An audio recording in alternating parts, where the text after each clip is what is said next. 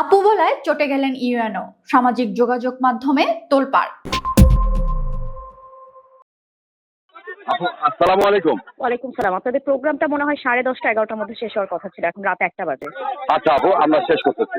আমি আপনার আপু না, ফর ইউর কাইন্ড ইনফরমেশন। লালমনিরহাটের কালীগঞ্জ উপজেলার নির্বাহী কর্মকর্তা শামীমা আক্তার জাহানকে আপু সম্বোধন করায় এক অনুষ্ঠান আয়োজকের উপর চটে যাওয়ার অভিযোগ উঠেছে। ফোনালাপে ক্ষিপ্ত হয়ে ইউএনও ওই আয়োজককে সাফ জানিয়ে দেন, আমি আপনার আপু নই, ফর ইউর কাইন্ড ইনফরমেশন। এই ঘটনার পর সামাজিক যোগাযোগ মাধ্যমে ব্যাপক সমালোচনা শুরু হয়েছে। স্থানীয় সূত্রে জানা গেছে, প্রতি বছরের ন্যায় উপজেলার রয়্যাল ফুটবল একাডেমির 10 বছর পূর্তি উপলক্ষে একটি চড়ুইভাতি অনুষ্ঠানের আয়োজন করা হয়েছিল। অনুষ্ঠানের সময়সীমা পার হয়ে রাত 12টার কাছাকাছি পৌঁছালে একাডেমির সহসভাপতি মেহেরবান মিঠুকে ফোন করেন ইউএনও শামীমা আক্তার জাহান। ফোনে পরিস্থিতি ব্যাখ্যা করতে গিয়ে মেহেরবান মিঠু বলেন, এখনই শেষ হয়ে যাবে আপু। আপুর সম্বোধন শোনা মাত্রই ক্ষিপ্ত হন ইউএনও। তিনি পাল্টা জবাবে বলেন, আমি আপনার আপু নই, ফর ইউর কাইন্ড ইনফরমেশন। আপনার অনুমতি নেওয়ার সময় তো এত রাত হওয়ার কথা ছিল না। আপনি কি এই অনুষ্ঠানের অনুমতি নিতে এসেছিলেন? তখন মেহেরবান মিঠু বলেন, আমি সঙ্গে ছিলাম না।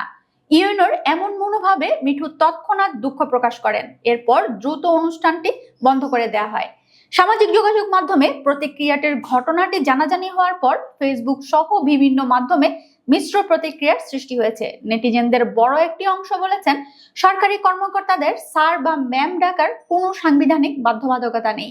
আপু একটি সম্মানজনক সম্বোধন হওয়া সত্ত্বেও ইউএনওর এমন রুক্ষ প্রতিক্রিয়া অনেকেই অহমিকা হিসেবে দেখছেন। প্রতিবাদ স্বরূপ স্থানীয় ক্রীড়াপ্রেমীরা উপজেলার সব খেলাধুলা সাময়িকভাবে বন্ধ রাখার ঘোষণা দিয়েছেন। মেহেরবান মিঠু বলেন, আমি অত্যন্ত সম্মান প্রদর্শনের জায়গা থেকেই আপু শব্দটি ব্যবহার করেছিলাম। কাউকে অপমান করার উদ্দেশ্য ছিল না। তবে নির্ধারিত সময়ের চেয়ে দেরি হয় আমি এই বিষয়ে দুঃখ প্রকাশ করেছি। কিন্তু কেন আমাদের উপর চটে গেছেন আমি কিছুই বুঝতে পারিনি। এ নিয়ে আমার সংগঠনকে বিষয়টি আমি অবগত করেছি। রিবুল ভূঁইয়া বলেন, রাত 11টা পর্যন্ত সময় নেওয়া ছিল। আমাদের একজন খেলোয়াড় বিকেএসপিতে সুযোগ পাওয়ায় তাকে অভিবাদন জানাতে কিছুটা দেরি হয়। আমরা ভেবেছিলাম এই অনুষ্ঠানে উপজেলার নির্বাহী কর্মকর্তা এসে খুদে খেলোয়াড়দেরকে উদ্বুদ্ধ করবে, কিন্তু তিনি আসেনি। যুব সমাজকে খেলাধুলায় উদ্বুদ্ধ করতেই এই সংগঠন তৈরি করা, কিন্তু প্রশাসনের কাছ থেকে এমন ব্যবহার কাম্য নয়।